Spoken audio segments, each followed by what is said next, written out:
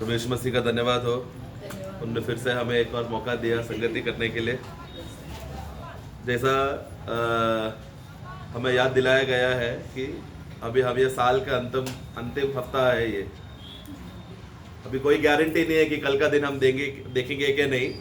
देख लिया तो प्रभु की इच्छा, नहीं देखा तो हम स्वर्ग में, स्वर्गीय दिनों में हम लोग स्वर्गीय जगह पर रहेगा, जहाँ पर प्रभु के साथ हम सदा प्रभु के साथ रहेंगे, निवास करेंगे, आनंद उठाएंगे।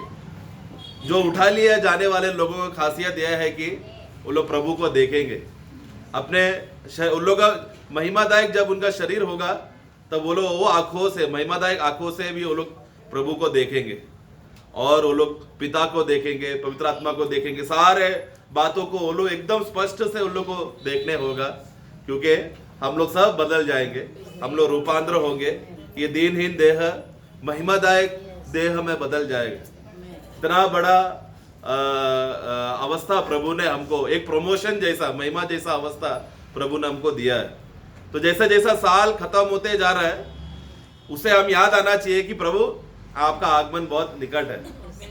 परमेश्वर के लिए तो दिन साल वर्ष वैसा परमेश्वर नहीं देखता, लेकिन परमेश्वर अपना पुत्र को देखता है। उसी तरह हमारा भी ध्यान किस पर है? ये अंत समय है। देखते समय में तुरंत क्या याद आना चाहिए? हमारा प्रभु का आगमन भी निकट है, कभी भी आ सकता है। देखो वो द्वार में है, उनका आगमन कभी भी हो सकता है। उस तैयारी में हम हैं, उस अवस्था में हम हैं। इसलिए कितना हमारे लिए भाग्य अवस्था है। प्रभु यीशु मसीह ने एफेसस मंडली को पौलुस जब खत लिखते समय में, पौलुस ने उस प्रभु का आत्मा से भरकर जब वो खत लिखा, प्रभु का एक बात, बहुत बड़ा एक इच्छा पौलुस वहां पर प्रकट करना चाहता था। ये प्रभु का इच्छा है। उसका एफेसों का पुस्तक 3 अध्याय 5वां वाक्य, जो अन्य समयों में मनुष्य की संतानों को ऐसा नहीं बताया गया था, हाँ, जैसा कि आत्मा के द्वारा हाँ, अब उसके पवित्र प्रेरितों, हाँ, और भविष्यवक्ताओं पर प्रकट किया गया है। अगला वाक्य भी, अर्थात वो ये है कि मसीह यीशु में सुसमाचार के द्वारा, हाँ, अन्य जातीय लोग मिरास में साझी, हाँ, और एक ही देह के, हाँ, और प्रतिज्ञा के भागी हैं। हाँ, एक ही देह और प्रतिज्ञा का भागी हो जाए, वारिस हो जाए, एक सुसमाचार के द्वारा। तो पौलुस जब मंडली में जाकर सुसमाचार वो बांट, सुसमाचार यानी कि उद्धार का सुसमाचार नहीं है, यानी कि आत्मा का उद्धार का सुसमाचार नहीं, ये प्राण का उद्धार का क्योंकि वो लोग पहले से नया जन्म हो गया है। तो ये कौन सा सुसमाचार है? ये मसीह का सुसमाचार। इधर ही उंगली रखकर गलतियों का पुस्तक जब हम लेते समय में, उसका 1 अध्याय में इस विषय में पौलुस बहुत ही सख्त रीति से वो बात करता था। उसका 6 और 7, मुझे आश्चर्य होता है, हाँ, कि जिसने तुम्हें मसीह के अनुग्रह में बुलाया, हाँ, उसने तुम्हें इतनी जल्दी फिर कर, हाँ, और ही प्रकार के सुसमाचार को, हाँ, चुपने लगे। देखो गलतियों मंडली का अवस्था क्या है? उन लोग ने एक सुसमाचार सुनकर उद्धार पा लिया था, परंतु आगे चलकर उन लोगों ने अन्य सुसमाचारों में वो लोग चले गए। ये बात पौलुस के लिए क्या हो गया? आश्चर्य हो गया। ऐसा क्यों? अगला वाक्य, परंतु वो दूसरा सुसमाचार ही नहीं, हाँ, पर बात यह है, हाँ, कि कितने ऐसे हैं, हाँ, जो तुम्हें घबरा देते, हाँ, और मसीह के सुसमाचार को बिगाड़ना चाहते। देखो मसीह का सुसमाचार, यीशु का सुसमाचार। यीशु का सुसमाचार कौन सा है? कि हमें नया जन्म पाना है, यीशु मसीह एकमात्र उद्धार करता है। लेकिन मसीह का सुसमाचार बोला तो कौन सा है? मंडली के बारे में, मंडली का बढ़ोतरी के बारे में, जहां पर हमारा प्राण का उद्धार होगा। कलीसिया में एकत्र होकर हम मसीह के सुसमाचार बांटते। मसीह में जो हम मंडली का सिर है, जो कलीसिया का सिर है, उसमें क्या खुशखबरी, सुसमाचार। वो मसीह में, मंडली का बढ़ोतरी में वो क्या खुशखबरी है, वो मंडली में आकर सीखो। रास्ते में जब अन्य जाति को मिलेंगे तो हम लोग पहला देखो हमारा मंडली बहुत अच्छा है, बड़ा बड़ा, वो ये सब बातें बोलते हैं क्या? रास्ते में लोगों को हम ट्रैक देते हैं, यीशु मसीह कौन है, यीशु का नाम में क्या उद्धार है, हम वो बोलकर लोगों को, ताकि उनका नया जन्म हो। प्रेरितों का कार्य 2 अध्याय का आखिरी वाक्य में हम क्या पढ़ते हैं? जिन जिन लोगों का नया जन्म हुआ, प्रभु ने उनको मंडली में जोड़ता रहा। क्यों जोड़ रहे? क्योंकि अभी यीशु का सुसमाचार सुनने के बाद मंडली में आकर मसीह का सुसमाचार आपको सुनना है, क्योंकि उसी के द्वारा प्राण का उद्धार होगा। यह बात पौलुस को जब प्रकाशित मिला, यह बात पहले नहीं था। पहले जमानों में, पुराने नियमों में यह बात नहीं था। तो मसीह का सुसमाचार मंडली में बताने के लिए अन्य जाति को भी ये बात का भाग्य मिले। हम लोग कौन है? हम लोग अन्य जाति है। हम लोग को कोई भी प्रकार का प्रभु का के विषय में उसके उसी दूसरा अध्याय में उसका 11 पढ़ना, इस कारण एफिसियों 2 का 11, इस सॉरी, कारण स्मरण करो कि तुम जो शारीरिक रीति से अन्य जाति हो, हाँ। और जो लोग शरीर में हाथ के किए हुए खतने से खतना वाले कहलाते हैं, हाँ। वे तुमको खतना रहित कहती है। हाँ, आगे 12-13 भी। तुम लोग उस समय मसीह से अलग, हाँ, और मसीह से अलग, इसराइल की प्रजा के पद से अलग किए हुए, हाँ। और प्रतिज्ञा की वाचाओं की भागी न थे। हाँ, ये सब हमारा कुछ भी भागी हम लोग नहीं थे, क्योंकि हम लोग अन्य जाति थे। परंतु अब तेरा पर अब मसीह यीशु में तुम जो पहले दूर थे। देखो, वो मसीह यीशु क्यों लिखा है वहां पर? यीशु में होना चाहिए ना, मसीह क्यों है वो? क्योंकि यीशु मसीह में आ जाने के बाद, वो नया जीवन हमको मिलने के बाद प्रभु क्या करेगा? पूरा आत्मा मंडली में जोड़ेगा। मंडली में हमको मसीह का कहा, मसीह का सुसमाचार, मसीह के बारे में वर्णन किया जाएगा। वो मसीह का खासियत क्या है? कि वो कोई भी प्रकार के जाति के लोग को एक देह बनाएगा। अगला वाक्य, ठीक है, वो पूरा पढ़ना। पर अब मसीह यीशु में तुम जो पहले दूर थे, हाँ। मसीह के लहू के कारण, हाँ। निकट हो गए। हाँ, आगे, क्योंकि वही हमारा मेल और है, वही मतलब मसीह हमारा मेल है, जिसने दोनों को एक कर लिया, हाँ। और अलग करने वाली दीवार को जो बीच में थी ढा दिया, हाँ। और अपने हाँ। शरीर में बैर, हाँ। अर्थात वह व्यवस्था जिसकी आज्ञा विधियों की रीति पर थी, हाँ। मिटा दिया, हाँ। कि दोनों से अपने में एक नया मनुष्य उत्पन्न कर। हाँ, देखा, वो क्रूस का कार्य का खासियत क्या है? हमारा पाप का छुटकारा हो जाए, उतना ही है क्या? सिर्फ हमारा नाम जीवन के पुस्तक में लिखा जाए, उतना ही है क्या? कि हम लोग परमेश्वर के बच्चे बन जाए, उतना ही है क्या? काम उधर रुकना नहीं है। अभी क्या करना चाहता है? उसके बाद हमें एक नया मनुष्य बनाना चाहता है। किसमें? मसीह में, मसीह यीशु में, जो मंडली का सिर। आगे, मैं क्यों बार बार मसीह को बता रहा हूं? क्योंकि आगे लिखा है वो। हाँ। और क्रूस पर बैर को नाश करके इसके द्वारा दोनों को एक देह बनाकर, हाँ, एक देह बनाया। देखो, क्रूस का खासियत क्या है? सिर्फ पापों के छुड़ा दिया, वैसा नहीं। मंडली में आ गया तो हम एक देह का अनुभव है। ये बात पौलुस को बोलने का एक कारण है बहुत, क्योंकि हर पौलुस जिधर भी खास रीति से पौलुस ने बहुत कलीसियाओं को खत लिखा है, परंतु 7 मंडली का जो कलीसिया का खत को खास रीति से चुनकर हमको बाइबल में हमको मिला है। तो ये जहां पर भी पौलुस जाकर मंडलियों में जाकर जब वो उपदेश देता था, या फिर कलीसिया स्थापन कर जब उनको मसीह का सुसमाचार से बढ़ोतरी करता था, उधर 2 झुंड थे। एक है यूनानी लोग और एक है यहूदी लोग, या यहूदी और यूनानी, जूस एंड ग्रीक्स। उसके अलावा अन्य जाति भी, फिर अलग अन्य जाति भी। तो यहूदियों का खासियत क्या है? हम लोग मूसा का वंश से आए, अब्राहम हमारा पिता है, हमारे पास व्यवस्थाएं हैं, प्रतिज्ञाएं हैं, सच्चा परमेश्वर हमारा है बोलकर उस बात पर घमंड करते थे। यहूदी लोग क्या बोलते थे? हम लोग होशियार हैं, हम लोग अक्लमंद हैं, हमारे वंश से आया हुआ बड़े बड़े सोक्रेटिस, प्लेटो, जो आज का बुद्धिमान जो माना जाता है, वो सब हमारे ग्रुप के। बाकी लोग क्या हो गया? एकदम नीच और तुच्छ। तो ऐसा 3-4 प्रकार के झुंड के लोग एक जगह पर एक देह होकर आया, तो ऊंचा लोग नीचे लोग को तुच्छ करने लगा। तब पौलुस क्या बोला? मंडली में ऐसा नहीं चलेगा। अगर एक देह हो गया तो ऐसा नहीं चलेगा। उधर 14 पढ़ना। क्योंकि वही हमारा मेल है, जिसने दोनों को एक कर लिया। हाँ, दोनों मतलब कौन? यहूदी हो या यूनानी हो, या फिर अन्य जाति हो या इसराइल हो, दोनों को एक किया, और अलग करने वाली दीवार को। हाँ, ये कौन सा दीवार है? अलग करने वाला दीवार। हाँ, ऊंच नीच का, जो धनवान हो या गरीब हो, ऊंच हो छोटा हो या बड़ा। ऊंच नीच मतलब क्या?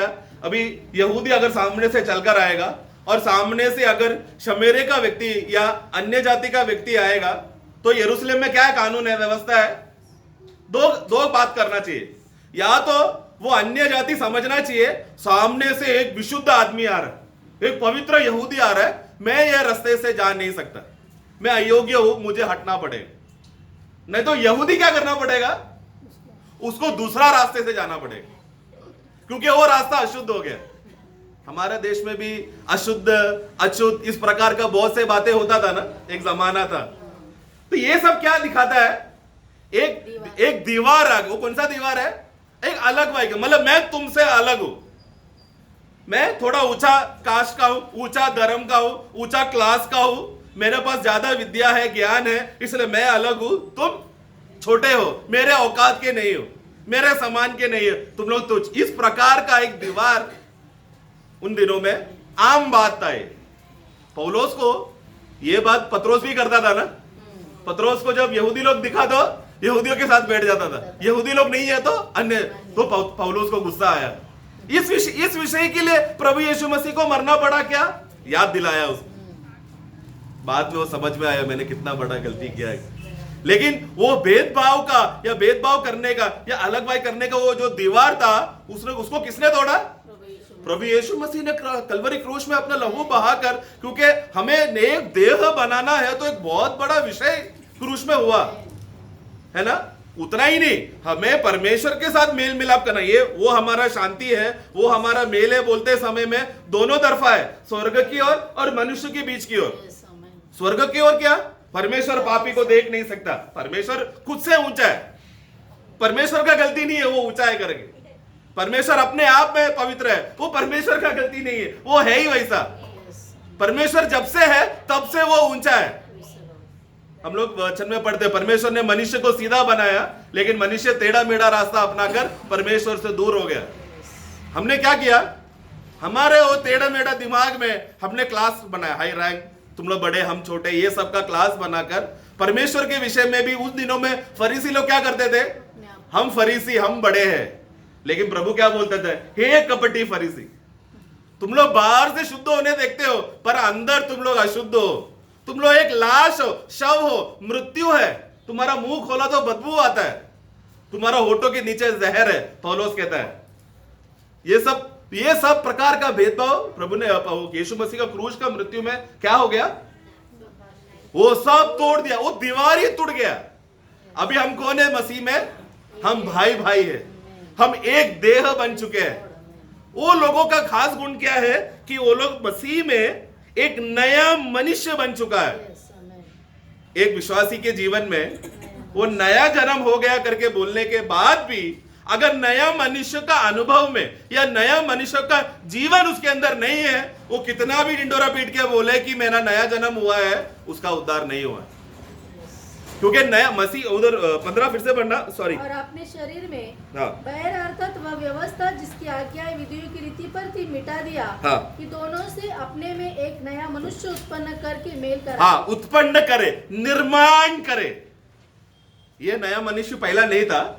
मसीह का क्रूस का मृत्यु के द्वारा पुनरुत्थान का जीवन जब विश्वासियों के अंदर आया, वो लोग जब मंडली बन गए, एक देह बन गए। ये लोग कौन है? उनके अंदर एक नया मनुष्य का स्वभाव है, वो स्वयं प्रभु यीशु मसीह है। नया मनुष्य मतलब हम नया मनुष्य बन गए ऐसा नहीं, वो नया मनुष्य मसीह है। मसीह जब हमारे अंदर आएगा तो वो मसीह का जीवन का सामर्थ का और बलवंत में हम चल रहे हैं, उसका नयापन में हम चल रहे हैं। रोमियो का पुस्तक अध्याय 6 क्या कहता है? उसका 4-5। अतः उस मृत्यु का बपतिस्मा पाने से हाँ। हम उसके साथ गाड़े गए, हाँ। ताकि जैसे मसीह पिता की महिमा के द्वारा मरे हुए में से जिलाया गया, हाँ। वैसे ही हम भी नए जीवन की सी चाल चले। हाँ, देखो मसीह का क्रूस पे मरने से क्या हो गया? हमारा जीवन का एक चाल चलन नया हो गया है। वो किसके वजह से? मसीह का जीवन अंदर आने की वजह से। बहुत लोग क्या सोचते हैं? विश्वासी बन गया तो रोज चर्च में जाने का, बाइबल पढ़ने का, प्रार्थना, ये सब क्यों कर रहे हो लोग? अगर नया जीवन अंदर आकर वो नया मनुष्य का जीवन वो व्यक्ति को प्रेरणा नहीं कर रहा, उसका प्रेम, मसीह का प्रेम हमें विवश करके ये बातें नहीं कर रहा है, तो वो जो बाहरी क्रिया कर रहा है उसमें और फरीसी का क्रिया में कोई फर्क नहीं है। हमको एक आदत है ना, रोज सुबह उठना है, जल्दी उठना है, प्रार्थना करना है। ये क्यों कर रहे हैं हम? अपना भक्ति को साबित करने या मसीह का प्रेम मुझे विवश कर रहा है? वो विवश के आधार पर नहीं है। तो फरीसी लोग भी सोच सुबह उठ के प्रार्थना करते हैं, उनका प्रार्थना सुनेगा तो अरे इतना बड़ा भक्त है बोलेंगे। लेकिन हम लोग उनके समान दिखावटी लोग नहीं, क्योंकि वो लोग कपटी है, दिखाने के लिए करते हैं। हम लोग ऐसा नहीं है। नया मनुष्य का कार्य हमारे अंदर कर रहा है, वो भय हमें नियंत्रण कर रहा है, पवित्र परमेश्वर का प्रेम हमें विवश करके ये मेरा लाभ के लिए है, मेरा उन्नति हो रहा है, मुझे इस आधार पर हम कर रहे हैं। वो प्रेम, वो जीवन है हमें विवश कर रहा है। ये अनुभव अगर हमारे जीवन में नहीं रहा, नया मनुष्य का अनुभव नहीं रहा, उसके फिर वो नयापन में चलना है। बोलने के बाद 6, हम जानते हैं कि हमारा पुराना मनुष्यत्व हाँ। उसके साथ क्रूस पर चढ़ाया गया, ताकि पाप का शरीर व्यर्थ हो जाए हाँ। और हम आगे को पाप के दासत्व में न रहे। हाँ, तो ये जानो कि हमारा पुराना मनुष्य उनके साथ मर गया। पुराना मर जाएगा तो ही नया मनुष्य का जीवन अंदर आएगा। पुराना मनुष्य जिंदा है तो नया मनुष्य अंदर नहीं आएगा। ये तत्व है, ये आप लोग को मालूम है। एक बोतल में अगर हमको अच्छा पानी भरना है तो उसके अंदर का पुराना पानी को हटाना पड़ेगा। वो डब्बा बोतल खाली रहना चाहिए। खाली नहीं है तो ऊपर से कितना भी अच्छा पानी, शुद्ध पानी भर लो, जब तक वो अशुद्ध रहेगा पानी, वो अच्छा पानी को भी अशुद्ध कर देगा। आज विश्वासी लोग का अवस्था एक ढोंगीपना का अवस्था है ना। हम लोग इस विषय में तिमोती को वो चेतावनी देते समय में, यानी कि अंत समय का अवस्था क्या है। 2 तिमोती 3 अध्याय उसका 1 से 4 तक पढ़ने के बाद फिर 5 में देखो क्या लिखा है। भक्ति का वेश तो धरेंगे, हाँ, पर उसकी शक्ति को न। बस एक भक्ति का वेश। ये ऊपर के विश्वासियों को बोला, क्या अविश्वासियों को बोला? विश्वासी लोग क्या करेंगे? भक्ति का वेश धारण करें, क्योंकि उनके अंदर नया मनुष्य का जीवन नहीं आया है। जिनके अंदर नया मनुष्य का जीवन का अनुभव नहीं है, वो लोग बाहर बहुत अच्छा भक्ति दिखाने का काबिलता उनके अंदर है, क्योंकि पुराना मनुष्य क्या करेगा? भक्ति का वेश करने के लिए आता है। वो हमारा माइंड में सेटिंग है, हमको मालूम है ना। आप लोग को ये एक रहस्य मालूम रहेगा, प्रभु का दास को वो लोग बहुत पसंद है जो रोज टाइम पर जल्दी आता है। आप लोग सबको मालूम है ना ये बात। लेकिन प्रभु के प्रेम में विवश होकर जल्दी आते हैं क्या कितने लोग? या फिर प्रभु का दास हमेशा सामने बैठा है, वो हमेशा देखता है कौन जल्दी आ रहा है, कौन लेट आ रहा है ना। ये हमारा माइंड में क्या हो गया? मैं उदाहरण बता रहा हूं, ऐसा कोई कर रहा है करके नहीं बोल रहा, उदाहरण बता, क्योंकि जल्दी समझ में आने के लिए। तो हमारे माइंड में एक सिस्टम है, हमको मालूम है, हमारा पुराना मनुष्य को सिस्टम में क्या मालूम है, कुछ बातें बाहरी रीति से करेगा तो, भक्ति के बातें करेगा तो, भले हम लोग वेश धारण कर रहा हो, वो बाहर दिखाई देगा भक्ति है करके, लेकिन सामर्थ का बात आएगा तो खोखला रहेगा वो। उनको फिर मसीह का प्रेम का बातें दो बातें बताओ बोला तो डर जाएंगे वो लोग, हिम्मत नहीं होता है। गवाही देने बोला तो नहीं होगा, प्रार्थना करने बोला नहीं होगा। क्यों? बाहर का भक्ति दिखाया पर अंदर खोखला, जीवन उत्पन्न नहीं हो रहा। नया मनुष्य का खासियत क्या है? वो एकदम फूटकर हमारे अंदर जीवन बहुतायत से बहने वाला अनुभव होता है नया मनुष्य का जीवन में, है ना। हमने कल एफिसों का पुस्तक 5 का हमने आप लोगों ने डायरेक्टली सुना हुआ संदेश था, एफिसों का पुस्तक 5 का 1 में, वहां पर प्रिय संतान के विषय में प्रभु का दास ने कल आप लोग को याद दिलाया था ना। एक आदर्श में विश्वासी का खासियत क्या है कि वो प्रिय संतान। उसका अगला वाक्य पढ़ना, वो प्रिय संतान कौन है करके बता रहे हो। हाँ हाँ, ये किसको चलने के लिए बोला है? मतलब प्रिय संतान, प्रेम में चलो जैसे कि मसीह। मतलब वो प्रिय संतान कौन है? मसीह है। मसीह देखो मतलब मंडली का सिर। ये मंडली का सिर जब हमारे अंदर आएगा, हम नया मनुष्य बन जाएंगे, या नया मनुष्य का जीवन कार्य करने लगेगा। वो नया जीवन का ऊर्जा हमें क्या करेगा? प्रिय संतान बनाएगा। और वो प्रिय संतान को बोलने का जरूरत नहीं है, प्लीज प्रेम करो, प्लीज मसीह में माफ करो, ऐसा बोलने का जरूरत नहीं है। वो लोग अपने आप ही, क्योंकि सामर्थ भरा हुआ है, ढोंगी भरा नहीं कर रहे। वो कितना खास, वो ऐसा विश्वासी को जो समझाने का जरूरत नहीं है, परंतु वो वचन ही काफी हो गया बोला तो वो कितना धन्य मंडली है। उसके पहले हमने थिस्सलुनीका के बारे में देखा ना, आदर्शमय मंडली के बारे में हमने देखा कि मंडली कितना कष्ट से गया, तो परंतु मैकेडोनिया और अन्य मंडलियों के लिए वो लोग एक आदर्श बन गए। उनका खासियत क्या है? मैं सोचने लगा, प्रभु ऐसा क्या खासियत है थिस्सलुनीका मंडली में। मैंने एक बात उधर देखा, बहुत से बातें हैं, मेरे नजर में आया हुआ एक बात था। हम लोग ने गया हफ्ता वो देखने के विषय में, प्रभु को देखने के विषय में हमने देखा, आप लोग को याद है, मैं विश्वास करता हूं। थिस्सलुनीका मंडली को पौलुस ने एक बात, वो एक देखो करके एक बात वहां पर बोला है। उसका पहला थिस्सलुनी, उसका अध्याय 5 का 15। सावधान, कोई ऐसी नहीं ना, सावधान नहीं है उधर। मराठी में क्या लिखा है? 550 हाँ 5:15। कोणी कोणाचे वाईटाबद्दल वाईट करू नये हाँ आगे म्हणून जपून राहा। इंग्लिश में लिखा है सी, देखो कि तुम लोग कोई भी एक दूसरे का बुरा ना करो। ऐसा क्यों लिखा है? क्योंकि ये थिस्सलुनीका मंडली को जब प्रभु का वचन आया, उस समय में थिस्सलुनीका मंडली कैसा था? वो लोग अन्य जाति के लोग थे, मूर्ति पूजा करने वाले लोग थे। उसी का पहला अध्याय 9। क्योंकि वे आप ही हमारे विषय में बताते हैं, हाँ तुम्हारे पास हमारा आना कैसा हुआ, हाँ। और तुम कैसे मूर्तों से हाँ। परमेश्वर की ओर फिरे। हाँ, मूर्तियों से। तो उन लोग के सामने अभी हम लोग अन्य जाति को जाके सुसमाचार बांटेंगे, सबसे पहले उनका मन में क्या चलता है? में ये कन्वर्ट करने आया है, ये हमको विदेशी देवता के बारे में बोलने आया है मन में। तो वो लोग क्या कर रहे हैं? हम लोग जब अच्छा बात बोलते हैं समय में उनको बुरा लग रहा है, तो वो बुराई उनके अंदर आकर हमारे खिलाफ बुराई करते रहता है ना। वो लोग फिर छोड़ेगा क्या हमको? कोई लकड़ी उठाएगा, कोई पत्थर उठाएगा, कोई पुलिस को कंप्लेन करने जाएगा, सब फिर शुरू हो जाएगा। उसने सिर्फ वो प्रभु का दास ने सिर्फ इतना बोला है, यीशु मसीह सच्चा जीवित है, परमेश्वर है, तुम्हारा पाप के लिए मरा, बस कन्वर्ट का सुसमाचार आया बोलकर। तो ये कहा, ये स्वभाव किसमें है? हाँ, पुराने मनुष्य थिस्सलुनीका मंडली में भी था। इसलिए पौलुस यहां पर याद दिला रहा है, देखो किसी के साथ बुरा व्यवहार जब तुम्हारे खिलाफ आते समय में, तुम लोग उनके साथ बुरा व्यवहार नहीं करना। नया मनुष्य का स्वभाव क्या मालूम है? सब बातें क्षमा करता है, क्षमा करने का एक स्वभाव, प्रेम करने का स्वभाव। नया मनुष्य को जिसने धारण किया है, या जिसके अंदर नया मनुष्य का जीवन का खासियत क्या है? तो पौलुस तुमको बोल रहे, देखो ये बात को तुम समझो। क्योंकि यीशु मसीह ने क्या किया?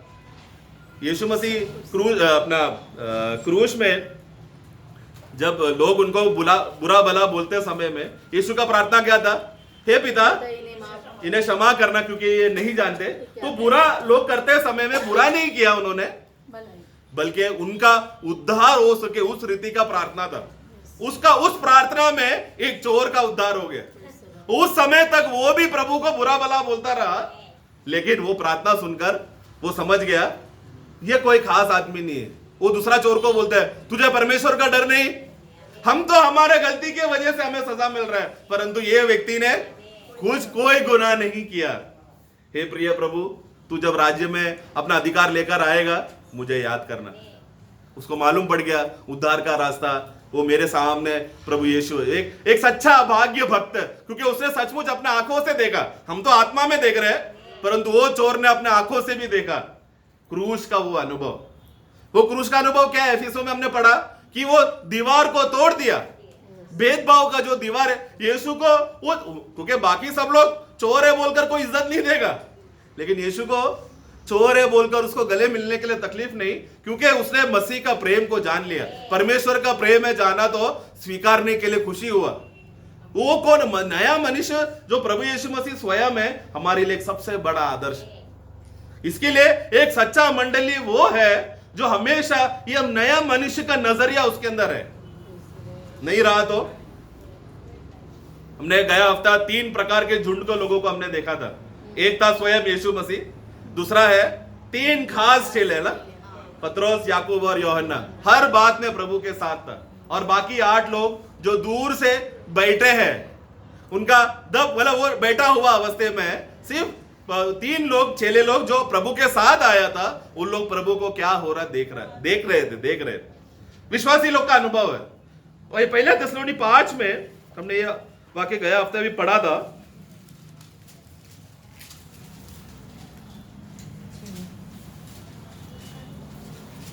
उसका 4-5 और उसका 6 पढ़ना। इसलिए हम दूसरों के समान सोते न रहे। दूसरों के देखो, अभी एक नया झुंड यहां पर आया है। ये लोग कौन है? सोने वाले लोग हैं। हम लोग कहां पर है? सोए हुए लोगों के बीच में है। उधर क्या करना है? दूसरे के समान सोते ना रहे, पर जागते और सावधान रहे। हाँ, सावधान रहे मतलब देखते रहना। मेरा प्रभु सोने वाला एक मोहल्ला में हम एक अवस्था में संसार में हम जी रहे हैं जहां पर लोग क्या है, सोना मतलब क्या है, वो लोग देख भी नहीं सकते, बैठ भी नहीं सकते, लेटे हुए वो लोग, एकदम नीचा अवस्था, मतलब अन्य जाति का अवस्था क्या है, एकदम नीचा हुआ अवस्था। ये चार झुंड में पिता का निकट सबसे कौन है? हाँ, देखने वाला यीशु मसीह। यीशु मसीह यीशु मसीह सबसे पिता के निकट है, पहला ग्रुप यीशु मसीह है। वो यीशु मसीह पिता के एकदम निकट है, चिपका हुआ, पिता को गले मिलाकर रखा है। उसके बाद ये भाग्य अवस्था सिर्फ 3 ही लोगों को देखने मिला, मंडली है 3 लोग, मतलब जो लोग प्रभु को देख रहे हैं, प्रभु के साथ क्या हुआ वही लोगों को अनुभव करने होगा, क्योंकि नया मनुष्य का जीवन उनके अंदर दौड़ रहा है। तीसरा झुंड क्या है, वो लोग एकदम दूर बैठे हैं, उनको क्या चल रहा है चलने दो, मंडली में आना है कि चलो आना पड़ेगा, ऐसा है वैसा है बोलकर उनको हमेशा चाबी घुमाना पड़ता है उत्तेजना देने के लिए। लेकिन जो निरंतर प्रभु को देखते रहता है वो प्रभु का प्रेम का विवश में रहता है। लेकिन जो सोया हुआ आदमी है उसको कितना भी बोलो उसके अंदर वो जीवन प्रदान नहीं होगा। जीवन प्रदान होना है तो सोए हुओं में से जागना पड़ेगा, जागकर बैठ नहीं सकता, आगे आकर देखते रहना पड़ेगा, तो सामर्थ बढ़ते रहेगा। परंतु हम लोग ऐसा हम लोग संसार को देखो ना, आज एकदम हमको जल्दी से थका देने वाला, एकदम गिरा देना या फिर नींद लाने वाला अवस्था दुनिया हो गया। क्यों मालूम है? अभी सब हमारे उंगली में आ गया। पहला बिल भरने के लिए लाइन में लगो, दूर जाओ, ये करो, आज घर पे बैठ के बिल भर सकते हैं ना। कोई भी बैंक का छोटा मोटा काम, सब प्रकार का काम हम लोग मोबाइल से कर सकते हैं, कुछ भी काम हो सब। एक जमाना था नया समाचार चाहिए तो अगला दिन इंतजार करना पड़ता था, क्योंकि न्यूज़पेपर में अगला दिन का समाचार अगले दिन ही मिलेगा, ताजा खबर वो चला गया। आज मोबाइल में कुछ भी ताजा खबर चाहिए तो तुरंत मोबाइल में, एकदम आसान अवस्था हो गया, एकदम सब लाइव है। लोगों को क्या करके रखा है, तुम लोग टेंशन मत लो, हम आपका मदद करें। शैतान क्या बोल रहा है, अरे तकलीफ मत उठा, मैं आऊंगा। एक जमाना था लोन देने के लिए, मुकेश अंबानी, मेरे ख्याल से कोई 5 या 10 साल पहले की बात है, मुकेश अंबानी अगर लोन लेने जाएगा ना, बैंक वाला क्या बोलेगा मालूम है, कुछ डिपॉजिट भरो, कुछ गारंटी दो। मतलब क्या, 5-10 साल पहले धनवान लोग अगर लोन मांगने जाएगा, बैंक वाले लोन नहीं देते थे। आज मुझे दिन में 5 बार मैसेज आया, लोन चाहिए क्या? दुनिया देखो कितना बदल गई है। क्यों? क्योंकि वो हमें एकदम ठंडा करने का अवस्था में चला गया। दुनिया का अवस्था क्या है, हमें ठंडा करके हमें दबा कर, तो जो बैठे हुए विश्वासी लोग का अवस्था क्या होगा, वो दबाव पड़ते पड़ते वो लोग सो जाएंगे। जो देखने वाले विश्वासी है वो लोग को दबाव लगकर बैठ जाएंगे, क्योंकि जमाना बहुत हमें एक मसीह विरोधी का, मतलब मसीह लोगों को विरोध करते रहने वाला जमाने में हम जी रहे हैं। ढंग से आज हम लोग 2 पल के लिए एक व्यक्ति को, भाई एक बहुत जरूरी बात मुझे आपको बताना है। मुंबई में आप लोग कोई जिसको अनुभव रहेगा उन लोगों को मालूम है, 2 मिनट भाई साहब, मुझे बस आपको 2 मिनट समय दो, एक जरूरी बात बताना है, जिंदगी और मौत का सवाल है। वो बोलता है मुझे टाइम नहीं है। जिंदगी और मौत का सवाल है बोला तो सुनना चाहिए ना, समय नहीं है उनके, सब भाग रहे हैं, सुसमाचार सुनने के लिए टाइम नहीं है, फास्ट लाइफ, सब जल्दी चाहिए, फटाक से कुछ बोलना है तो बोलो, मुझे जाना है, लेट हो रहा है। ऐसा एक जमाना, ऐसे जमाने में पता नहीं प्रभु का कितना बड़ा अनुग्रह प्रभु ने हमको दिया है कि हम लोग संसार के जैसा उनके समान नहीं हो रहे। जो देखने वाले लोग हैं, प्रभु का बहुत बड़ा दया है कि वो लोग बैठ नहीं रहे। न तो सोने के लिए हमको ज्यादा टाइम नहीं लगेगा, बैठने के लिए ज्यादा टाइम नहीं लगेगा। तुम लोग खड़े हो, कुरिन्थियों में शायद 1 कुरिन्थी 10 में, यदि तुम लोग खड़े हैं तो घमंड ना करना कि तुम लोग गिर ना जाए। इसलिए जो समझता है, हाँ 10 का कौन सा है वाक्य?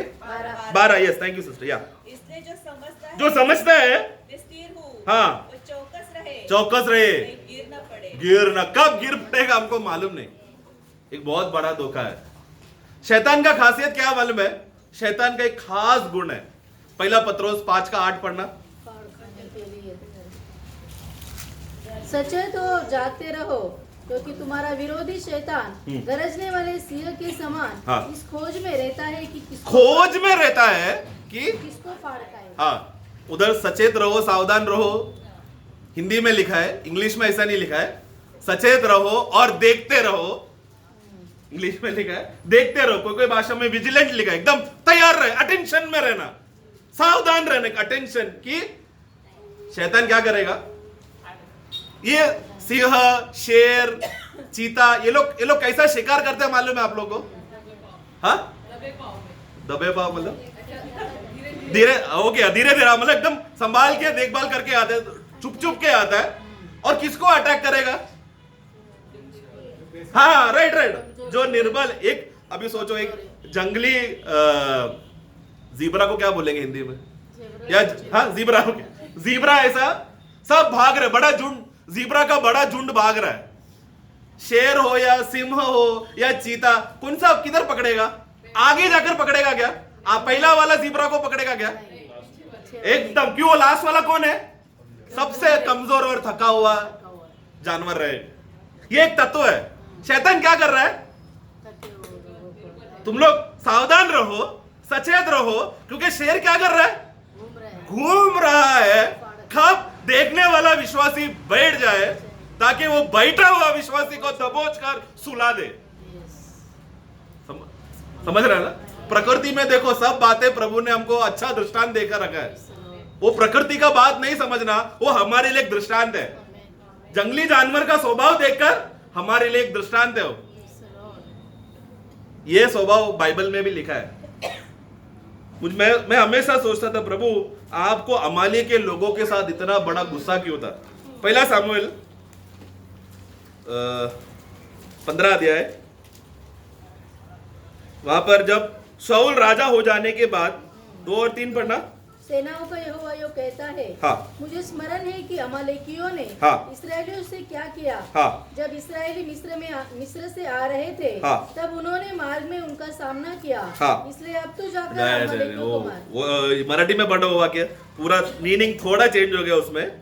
2 पढ़ना, 2, हाँ 15 का 2। सेनाधीश परमेश्वर म्हणतो, हाँ। इस्रायल मिस्रातून येत असता हाँ। अमालेक मार्गात त्यांच्यावर हल्ला करण्यासाठी टपून बसून, हाँ, टपून बसून। अभी हमने बिल्ली का स्वभाव क्या देखा? दबे पाव बैठा, मतलब वो इंतजार कर रहा है, जल्दी से छलांग लगाकर, मतलब छुप के बैठा है, दब के बैठा है। इंग्लिश में लिखा है एम्बुश, यानी कि चतुराई से वो इंतजार कर रहा है। ये कौन किया? अमाली के लोगों ने इस्राएली लोगों के साथ कैसा धोखा करके। ये बात प्रभु ने एक्सोडस का पुस्तक उसका 17 का 14 पढ़ना। वो घटने को प्रभु क्या कर रहे हैं देखो। तब यहोवा ने मूसा से कहा, हाँ। स्मरणार्थ इस बात को पुस्तक में लिख ले, हाँ। और यहोशू को सुना दे, हाँ। कि मैं आकाश के नीचे से अमालेक का स्मरण हाँ, पूरी रीति से मिटा डालूंगा। आगे तब मूसा ने बस। तो ये क्यों प्रभु ऐसा बोल रहा है?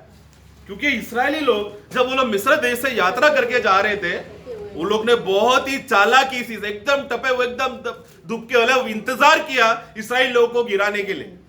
अभी व्यवस्था, अभी वो चालाकी क्या था? व्यवस्था विवरण में उसका 25 का 17 से 19 पढ़ना। स्मरण रख कि जब तू मिस्र से निकल कर आ रहा था, हाँ। तब अमालेक ने तुझसे मार्ग में क्या किया? अर्थात उनको परमेश्वर का भय न था। इस कारण उसने जब तू मार्ग में थका मांदा था, हाँ। तब तुझ पर चढ़ाई करके, हाँ। जितने निर्बल होने के कारण, हाँ। सबसे पीछे थे, हाँ, निर्बल के कारण जो सबसे पीछे थे, उन लोगों को अमाली लोगों ने क्या किया? सबों को मारा। वो सब पीछे पीछे लोगों को मारता रहा।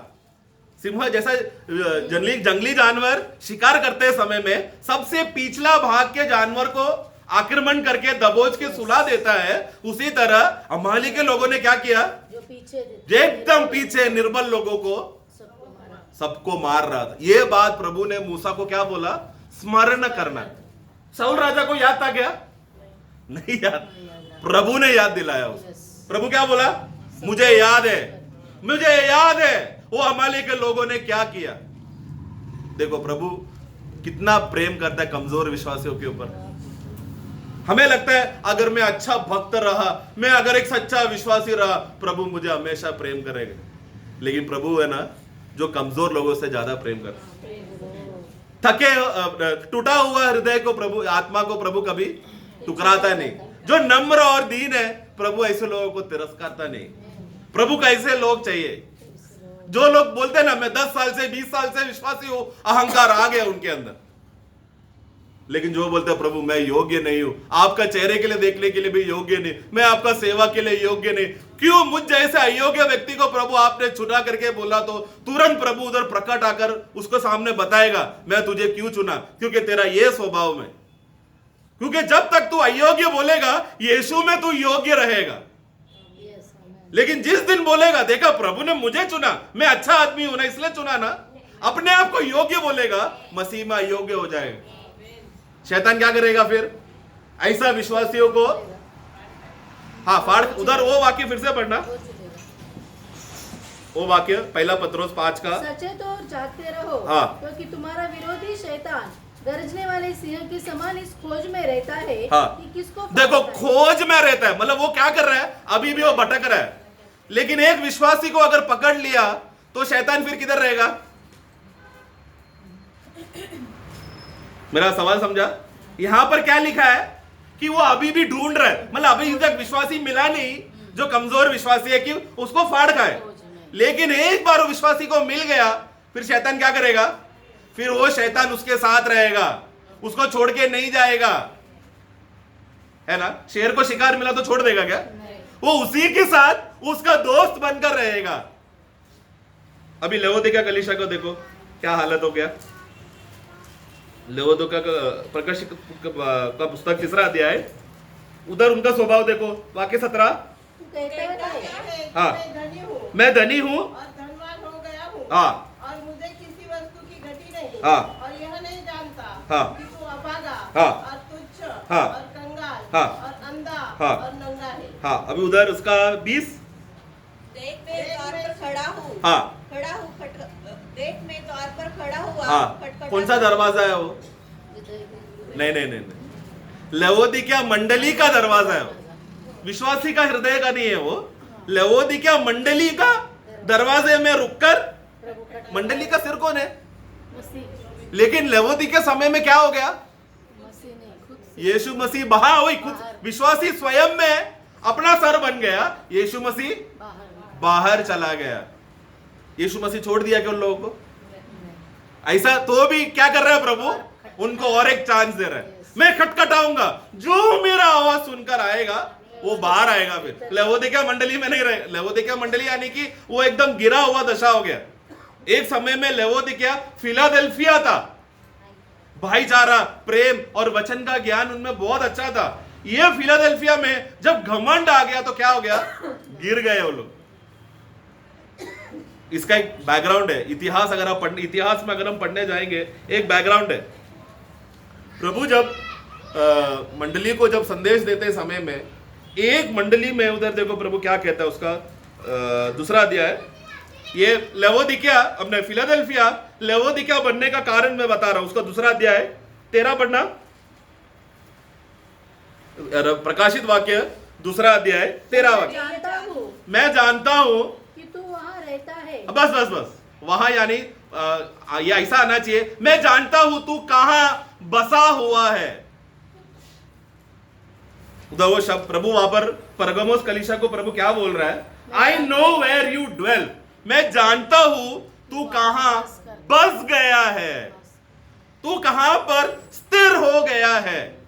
उसके पहले का अगर आप ये जो परगमो कलीसिया का जो बैकग्राउंड, जो इतिहास अगर पढ़ने जाएगा, ये 300 साल में शुरू हुआ, सन 300 में शुरू हुआ समय है परगमो कलीसिया।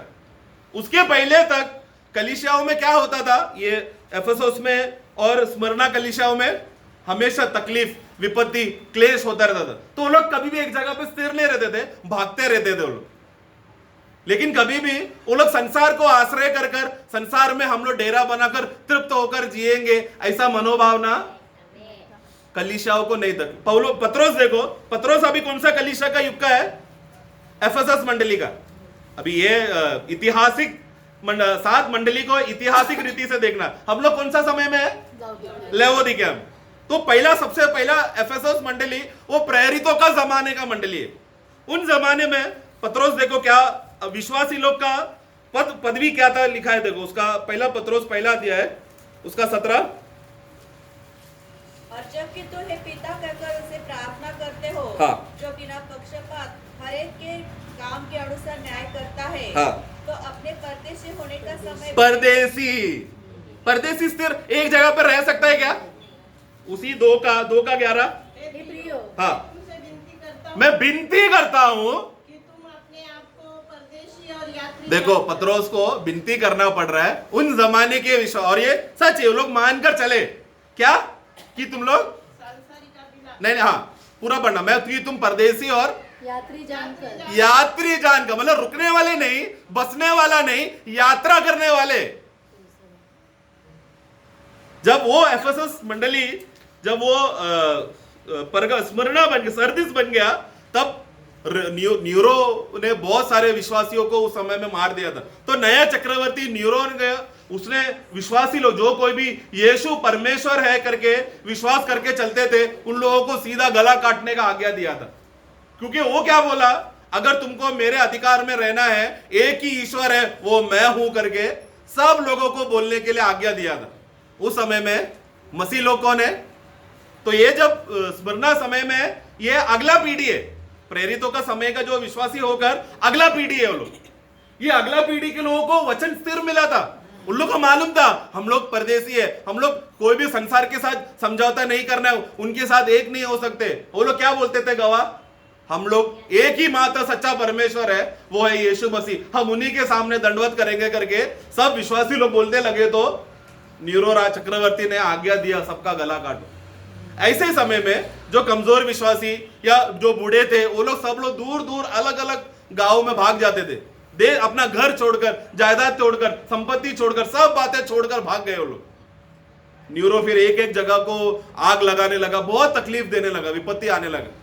कुछ समय के बाद सन 300 के समय में क्या हो गया, कॉन्स्टेंटिनोस को बोल के एक बड़ा चक्रवर्ती मसीह धर्म को स्वीकार लिया, विश्वासी नहीं बना, मसीह धर्म को। उन्होंने एक दिन सपना देखा कि एक बहुत बड़ा युद्ध सामने आ रहा है, तो वो युद्ध हार जाएगा, उनको मालूम था। अतः अचानक उन्होंने एक क्रूस का चिन्ह को देखा, तो वो खोजने लगा ये क्रूस का चिन्ह क्या है। तब उनका पूजा मंत्री ने बोला ऐसा क्रूस का चिन्ह करके एक क्रूस का एक संदेश कुछ देने वाले एक यीशु मसीह के कोई चेले लोग, कुछ लोग हैं जो यीशु मसीह पे विश्वास करते हैं करके। तो उन लोगों ने ऐसा इतिहास में लिखा है कि यीशु के बारे में थोड़ा बोला तो कॉन्स्टेंटिनोस को बहुत अच्छा लगा। तो वो विश्वास में रहकर यीशु सच्चा परमेश्वर उसका मन में चल रहा है, तभी वो युद्ध में गया, युद्ध में जाकर जीत के आया, हारने वाला था जीत गया। तब उसने पूरा देश में मतलब रोम देश में उसने ऐलान किया मसीह ही सच्चा धर्म है, मसीह ही बनना है बोलकर उस समय के सब अन्य जातियों को, जो उन लोग अन्य जाति है उन लोग को जबरदस्ती मसीही धर्म बना दिया। क्यों धर्म बनाया? क्योंकि जो तितर बितर दूर दूर रहने वाले विश्वासी लोगों को अंदर क्या विश्वास आ जाएगा कि ये जो राजा है ये एक अच्छा राजा है, विश्वासी लोगों को स्वीकार रहा है। क्यों? अपने ही प्रजा को मसीह धर्म में बदल दिया बोला तो फिर आसान हो गया ना। फिर ये राजा ने जो जो उस समय के अध्यक्ष है, जो वचन में ज्यादा ज्ञानी है, उनको अपने राज्य में महल में अधिकारी बनाया, मंत्रिया बनाया, बड़ा बड़ा पदवी दिया। ये सब पदवी मिला तो विश्वासी लोग क्या हो गए? सेटल हो गए। वही बात वहां पर प्रभु आत्मा में यूहन्ना को क्या बोल रहा है? 2:13 मैं जानता हूं तू कहां बस गया है, तूने कहां डेरा लगा दिया है। प्रभु बोल रहा है मैं जानता हूं, क्योंकि इतिहास गवाह है, शैतान है ना थक गया। विश्वासी लोग जो कोई भी विश्वासी को पकड़ रहा है सब मरने तैयार है, सब विश्वासी मरने तैयार था। स्मरणा के समय में, एफेसोस के जमाने में सबको, किसी को भी अपना जान का परवाह नहीं था। उसने फिर दिमाग लगाया अभी ये विश्वासी लोगों का भक्ति को तोड़ना है तो उनको संसारिक बना दिया तो आसान हो जाएगा। तो संसार में क्या किया उसने? एक एक विश्वासियों को पदवी देने लगा, एक एक विश्वासियों को अधिकार देने लगा। संसार में बड़ा बड़ा पदवी, वो लोग धनवान होते रहे। ऐसा अवस्था होते समय में छोटे छोटे दीपक जैसा, जैसे कि दीवटे ज्योति जैसा विश्वासी लोग खड़े हो गए। ये जमाने में जब कॉन्स्टेंटिनोस चक्रवर्ती बनकर मसीह धर्म को स्वीकार कर मसीह लोगों को पदवी दिया, उस समय से लेकर 1500 साल तक वो जमाने को कहते हैं डार्क एज। मतलब मसीही लोग अंधकार में चले गए, क्योंकि सच्चा भक्त लोग फिर जागरूक नहीं हो पाए, क्योंकि उनको दुनिया में सेटल हो गया, तो उनको वचन का प्रकाशन नहीं मिल रहा है, उनको नया नया ज्ञान नहीं मिल रहा है, वो लोग बस गए संसार में। बीच बीच में छोटे छोटे दीवट उठने लगे, John Huss, John Nelson Darby, Martin Luther, ऐसे छोटे छोटे दीवटे उतरने खड़े हो गए। ये लोगों के प्रभाव में फिलाडेल्फिया क्या किया, वो सब जो संसार में फंसे हुए डेरे में दबा हुआ अवस्थे से बाहर निकलकर फिलाडेल्फिया बन गया। ये फिलाडेल्फिया आगे चलकर उसका 2-3 पीढ़ी हो जाने के बाद, जब उनको वचन का सच, उस समय तक बाइबल लगभग सबके घर में आ गया। फिलाडेल्फिया पहले के जमाने के पहले तक सबके घर में बाइबल नहीं था, सब वहां पर सिर्फ लैटिन भाषा में बाइबल होता था, और वो भी चर्च का जो कैथोलिक चर्च का पादरी लोग ही बाइबल पढ़ सकते हैं। कोई भी साधारण मनुष्य बाइबल पढ़ा तो उनको जिंदा जला दिया जाता था। जमाना देखो, अंधकार युग का जमाना देखो, अवस्था देखो, बाइबल पढ़ना गुनाह है। ऐसे समय में Martin Luther, John Huss, John Wycliffe जैसे प्रभु के दास लोगों ने, इरास्मस, ऐसे बहुत से विक्लिफ, ये लोग सब लोगों ने बाइबल को सामान्य भाषा में भाषांतर कर कर अपना जिंदगी को दाव में लगाकर सब लोग बाइबल पढ़ सकते हैं बोलकर ऐसा शुरू किया। उस समय में प्रिंटिंग प्रेस आया, फिर बाइबल को फटाक से छापने शुरू किया, क्योंकि बाकी सब लोग लिख लिख कर कॉपी बनाते थे। प्रिंटिंग प्रेस आया तो एक ही दिन में 100 कॉपी बन गया, नहीं तो एक कॉपी बनाने के लिए 10 दिन लगता था, उतना लिखना पड़ता है। प्रिंटिंग प्रेस आ गया तो वो फिलाडेल्फिया का समय में क्या हो गया, सबके पास बाइबल है, बाइबल है तो सबको ज्ञान मिल गया। सच्चाई क्या है, वो लोग क्या किया, ये जो कैथोलिक अवस्थे से वो लोग बाहर आ गए, उसमें सच्चा भाईचारा। कैथोलिक मतलब क्या कि वहां पर एक बड़ा प्रधान अधिकार है, वो है पादरी, उसका ही बात मानने का। लेकिन बाइबल में लिखा है हम सब लोग भाई लोग हैं। ये लोग, विश्वासी लोग, बाइबल पढ़ पढ़ के ज्ञान से आकर उस तरह का जो धर्मी, जो नामधारी लोगों से बाहर आकर सच्चा मंडली स्थिर हुआ। कुछ समय के बाद ये विश्वासी लोगों में ज्ञान इतना आ गया कि प्रभु बाहर चला गया और वो लोग ज्ञान में अहंकारी हो गए। उसको लेवोदिशिया बोलते हैं। उस लेवोदिका कलीसिया में क्या, अभी हमने क्या पढ़ा था, लेवोदिका कलीसिया, मैं धनवान हूं, मैं धनी हूं, मुझे कोई बात की घटी नहीं। एक विश्वासी ऐसा बोलना चाहिए क्या? मसीह छोड़ मेरा कोई है नहीं बोलना चाहिए, लेकिन मेरे पास सब वस्तुएं हैं, मुझे अभी प्रभु यीशु नहीं चाहिए बोलकर प्रभु यीशु मसीह बाहर संसार और धन दौलत और बाकी सब बातें वो लोग के अंदर आए।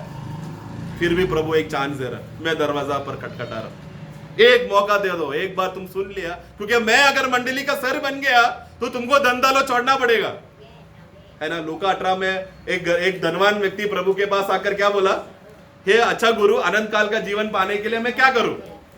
उसको भी प्रभु सब बताने के बाद एक बात की घटी है, सब कुछ छोड़कर तू मेरा चेला हो जा, कंगाल को दे दे, चेला हो जा। क्या वो कहता है? वो बहुत दुखी हुआ क्योंकि वो बड़ा धनवान था। आपको क्या लगता है, लेवोदिका कलीसिया के लोग प्रभु को पाने के लिए धन छोड़ेगा क्या? एक धनवान व्यक्ति का स्वभाव प्रभु ने बताया लूका 18 में। ऐसा स्वभाव में रहने वाले लोग प्रभु को पाने के लिए धन छोड़ेगा क्या? कभी नहीं। ऐसा जमाने में हम जी रहे हैं।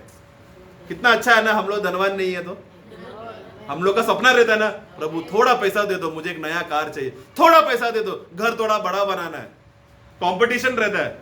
प्रभु का धन्यवाद हो, प्रभु हमको पैसा नहीं दे रहा। गरीब है तो क्या हुआ, मसीह में हम धनवान है, हमारा स्वर्ग में धन सुरक्षित है करके पहला पत्रोस पहला अध्याय का 4, 5, 6 में हम पढ़ते हैं। परमेश्वर का सामर्थ उसे संभाले रख रहा है। ऐसा व्यक्ति लोग संसार के पीछे नहीं भागेगा, प्रभु के पीछे भागेगा, दान के पीछे नहीं भागेगा, जो सब बातों का दाता है उसके पीछे भागेगा, क्योंकि दाता अंदर आ गया तो दान नहीं चाहिए। मैं हमेशा पत्रोस के बारे में सोचता था, 2 बार पत्रोस को मच्छी एकदम भंडार में मिला, दोनों बार चाहिए तो यीशु को छोड़कर वो जो पैसा मछली जितना है उसको बेच दिया तो उस समय का बड़ा करोड़पति बनता था वो। लेकिन उसने क्या किया? इतना बड़ा दान मिला है, thank you Yeshu, praise Lord, कल मीटिंग में मिलेंगे। उसने वो जाल को उधर ही छोड़ दिया। उसको करोड़पति बनने का अच्छा मौका वो उधर ही। देखो ये धनवान, ये पत्रोस जो धनी बन सकता है, शैतान की मदद से नहीं बन रहा है, उधर यीशु की मदद से बन रहा है ना। लेकिन क्या हो गया? प्रभु को छोड़ना पड़े, क्योंकि प्रभु को, धन को पहला स्थान रखकर प्रभु को प्रेम नहीं कर सकते। पहला स्थान हमेशा प्रभु यीशु मसीह है। वो तुरंत बोला, प्रभु मुझसे छोड़, मुझसे दूर हो जा, मैं पापी हूं। क्योंकि उसके मन में तब तक प्लानिंग चल रहा था, इतना पैसा मिला, इतना मच्छी मिला, आज मैं क्या करूं। लेकिन यीशु उधर देख रहा है उसको। जब उसने यीशु को देखा तो उसका विवेक, उसको वो मोह पूरा करने के लिए नहीं हो पाया। वो तुरंत बोला, प्रभु मुझे माफ कर, मैं आपके साथ नहीं रह सकता। प्रभु बोला, घबरा मत, अभी मैं तुझे मनुष्य पकड़ने वाला बनाऊंगा। उसने प्रभु को देखा, यीशु, और वही पत्रोस है। यीशु जिधर जिधर गया हमेशा पत्रोस यीशु के साथ था। सब बातें यीशु को देखता रहा। एक नया मनुष्य का अनुभव को वो हमेशा वो समझता रहा, सचमुच क्या है। वही पत्रोस जब उसको पकड़वाया गया तो वो बोल रहा है, मुझे क्रूस में ना यीशु कैसा मरा वैसा मरने के लिए मैं योग्य नहीं, मुझे उल्टा लटकाओ, ताकि मेरा होठ उस महान यीशु मसीह का पैर को चूमकर मैं मर जाऊं। इतना ये भाग्य मुझे दे दो बोलकर क्रूस में उल्टा लटकाया उसने। ये पत्रोस जो फटाक से यीशु को छोड़ने के लिए तैयार है, आत्मा में भरते समय में प्रेम में विवश हुआ तो प्रभु के लिए जान देने तैयार हो गए। नया मनुष्य का स्वभाव। प्रिय, अभी हम लोग अंतिम समय में आ गए। दिसंबर है इसके लिए नहीं, जमाना को देख लो, अंतिम समय में आ गया है। अभी हम लोग सोने वाले लोगों के बीच में ना रहे, बैठे हुए लोगों के बीच में ना रहे, बल्कि हमेशा प्रभु को ताक कर देखकर एकदम ध्यान से। एक वाक्य पढ़ना है, इब्रानियों 12:2, और विश्वास के कर्ता और सिद्ध करने वाले यीशु की ओर ताकते रहो, उनको ध्यान से देखते रहो, क्योंकि उन्होंने हमारे उतना बड़ा कार्य हमारे लिए किया है।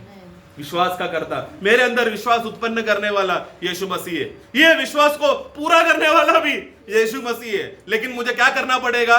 शुरुआत तो विश्वास कर दिया, अभी यीशु मसीह मेरे अंदर विश्वास को पूरा करेगा। ये गैप में मुझे क्या करते रहना है? यीशु को ताक के देखना है। क्या देख रहा हूं मैं? यीशु देखो बहुत जल्दी आ रहा है, वो बादलों में आएगा, तुरंत तुरैया फूका जाएगा, तुरंत पलक झपकते उठा लिया जाएगा। फिर हम सब लोग बादलों में यीशु को देखेंगे। जो आज आत्मा में देख रहे हैं वो उस दिन शरीर में देखेंगे। उस दिन रोना नहीं होगा ना, उस दिन दुख के आंसू नहीं होगा, उस दिन खुशी की आंसू होगा। उस दिन मृत्यु का डर नहीं होगा, उस दिन मृत्यु हम लोग से डरेंगे, शैतान हमसे डरेगा, पाप हमसे डरेगा। क्योंकि हे मृत्यु तेरा डंक किधर है बोलने वाला पहला कोरिन्थी 15 अध्याय में उल्टा हो जाएगा। मृत्यु डरने लगेगा। क्यों? हम लोग रूपांतर हो गया। अभी मृत्यु हमको पकड़ नहीं सकता, क्योंकि पाप में शरीर नहीं है हमारे अंदर, रूपांतर हो गया। लेकिन वो किन लोगों को रहेगा? जो आज वाट जो रहा है, प्रभु यीशु मसीह तू बहुत जल्दी आने वाला, इंतजार कर रहा है, देख रहा है कि मेरा मालिक बहुत जल्दी आएगा, तैयारी कर रहा है। इसलिए ये साल का, अभी तो साल का अंतिम समय हो गया, कम से कम ये बात तो सोचकर डरते हुए भय भक्ति के साथ, प्रभु आपने दिसंबर महीना क्यों दिया है? क्योंकि साल का अंत है करके याद आएगा, है ना? तो एटलीस्ट कम से कम ये बात तो देखकर प्रभु को ध्यान से ताकते रहने का वो डर हमारे अंदर आए, वो प्रेम हमारे अंदर विवश हो जाए। वैसा व्यक्ति फिर उसने नया मनुष्य को धारण किया है। नया मनुष्य को धारण करने वाला व्यक्ति पुराना मनुष्य का जो उसको पहले धारण किया था वो पिघलने लगेगा। नया मनुष्य का वस्त्र एकदम और ताकत बढ़ते रहेगा। प्रभु हमको सहायता करे कि ये अंतिम समय में हम लोग एक सच्चा भक्त के साथ योग्य रीति से, जैसा थिस्सलुनीका आदर्श में था, जैसा एक प्रिय संतान के समान आदर्श पूर्वक जी सके, एकदम भय के साथ, पवित्रता के साथ प्रभु की उपस्थिति में आगमन तक योग्य बने रहने के लिए प्रभु हम सबको सहायता करे। Praise the Lord.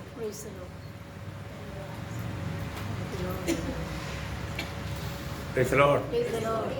प्रभु हरे का दिल को जान करके सबसे बोला बात किया। हमारे जीवन में खास करके समय को पहचान कर हमें जागृत होना कितना जरूरी बात है। मैं एक बात आपको बताना चाहूँगा, अभी और एक मीटिंग इस साल में हमारा बाकी रह गया। जब उसमें आने से पहले हमको ये बात को परखना है कि इस साल का शुरुआत में जो मेरा आत्मीय दौड़ है, वो दौड़ में मैं कहीं धीमा तो नहीं हुआ या मेरा उत्साह बढ़ गया? कैसे होना चाहिए? उत्साह बढ़ना चाहिए, है ना?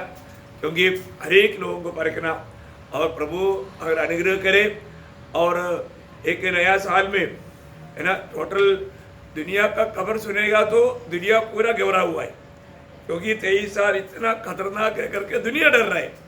और जो हमको एक बड़ा आशा है, हमारा प्रभु का आगमन और भी निकट हो गया है। हमें एक निर्णय होकर के प्रभु के आगमन की बाट जोड़ने के लिए उन्हें कृपा दी है। तो हमें जरूर रोज हमें परखना है। कल से बढ़ करके मैं प्रभु का आगमन का निकट आ गया। तो देखो, पिछले दिन में भी एक बात मैंने आपको याद दिलाया था, हमारा जहाँ पर बलहीनता है, कमजोरी है, उस द्वार के द्वारा विरोधी हटाई करेगा, ठीक है ना, हमेशा। क्योंकि मानो बाइबल चरित्र देखेगा तो लोगों का बलहीनता ढूंढ करके उनको फंसाया और मानो उनको गिराया। इसलिए हमें अपने जीवन का कमजोरी के बारे में मालूमात होना चाहिए और हमें सावधान रहना चाहिए, नहीं तो मानव विरोधी का शिकार बनने का खतरा रहता है। इसलिए प्रियो, अभी हमको कितना अधिक जागरूक होना चाहिए। समय बहुत निकट है प्रियो, हम प्रभु के आगमन का एकदम निकटता में। हमें उस मसीह के रूप बनने में हम कहाँ तक मानव उन्नति पा रहा है, बढ़ते जा रहा है कि नहीं? प्रेरित पौलुस का एक ही बात, तुम में मसीह के रूप बन जाए। तो उसके लिए हमें एक दूसरे को मदद करना है ना, ताकि उस दिन में सबके सब प्रभु के सामने प्रशंसा का पात्र बने। प्रभु धन्यवाद देते हैं। आइए अपने आगे बंद करें। प्रियो, बहुत सुंदर रीति में आपको मालूम है, जो मंडली की शुरुआत में जो उत्साह था वो धीरे धीरे, है ना, देखा हम लोग कई बार सुना है कि अगर पीछे खींचने से नहीं आता तो आगे धक्का मार देता है। शैतान ने क्या कर दिया, पीछे खींचने का कोशिश किया, नहीं आया तो आगे धक्का मारा। बोले का मतलब दुनिया की धन-दौलतों में उनको फंसा दिया, है ना। अभी जब तक क्लेश था उस समय में मंडली प्रभु के लिए अधिक उपयोगी था, है ना, प्रभु का भय भक्ति में बढ़ते गया। परंतु जब कॉन्स्टेंटाइन राजा जब मसीह धर्म अपनाया, उसके बाद में लोगों को बहुत आज़ादी मिला, बहुत फ्रीडम मिला, है ना। उस आज़ादी में लोग जाने अनजाने वो लोग डूबते गया। मैंने बोला ना, एक बार वो जो साइकिल में एक बोरी गेहूं लेकर जाने वाला, वो चलाते चलाते एक कौवा आकर बैठ गया। कौवा ने उसमें सुराख डाला और वो गेहूं मतलब बोरी मतलब फट गया और वो गेहूं गिरते गया। साइकिल चलाने वाले खुशी से गीत गा रहा है, क्योंकि उनको बहुत हल्का लग रहा है, बहुत फ्री लग रहा है। परंतु जब पहुंचना चाहिए वहां पर पहुंच कर देखा तो बोरी काली। आज बहुत लोगों का जीवन बहुत स्मूथ जा रहा है, और जो आत्मीयता गया, हमारा आत्मीय जीवन गया है। देखो, दुनियादारी में लोग बह गया, है ना। इतना बहुत भ्रष्ट होने वाला, नष्ट होने वाला एक खतरनाक बात है प्रियो। अगर आपको लगता है अभी बहुत स्मूथ चल रहा है, अभी बहुत आराम से काम चल रहा है, समझ लेना रूट गलत हो गया है। हमने वो सकरा मार्ग में नहीं चल रहा है, अपने आप को इनकार कर सूली लेकर चलने वाला मार्ग छोड़ दिया, जीवन का मार्ग छोड़ दिया, इसलिए हमको आसानी लग रहा है प्रियो। अभी हमने गीत गाया था ना, वो हमारे फूलों में मतलब क्या काटोगे, हाँ, काटोगे राहों पर चलना, है ना। गीत गाने में ही, गीत गाने के लिए वो नहीं प्रियो, जीवन की अवस्था है वो, है ना। भक्त ने गाया है तो वो रियली मतलब एक मसीह व्यक्ति का अवस्था है। तो प्रभु को धन्यवाद देता है प्रियो। हमें समय को पहचान करके जागृत रहना। अभी कितना टाइम मिलेगा मालूम नहीं, लेकिन जो भी वक्त प्रभु हमें दे रहा है बहुत उत्साही होकर के। अभी हमें सोने का समय नहीं, नींद से जगने का समय है। हमें अपने जिम्मेवारियों को जान करके उसको निभाते हुए प्रभु के सामने विश्वास योग्य होकर खड़ा होना है। तो प्रभु इसलिए सबको ये वचनों के द्वारा सबको आशीष दे। वचन बोलने के लिए प्रभु के दास को प्रभु ने सामर्थ दिया, सुनने वालों पर प्रभु ने बहुत बड़ा अनुग्रह दिया और प्रभु ने अपने नाम को महिमा किया। तो आइए समय अपने आंखें बंद करें, प्रार्थना करें।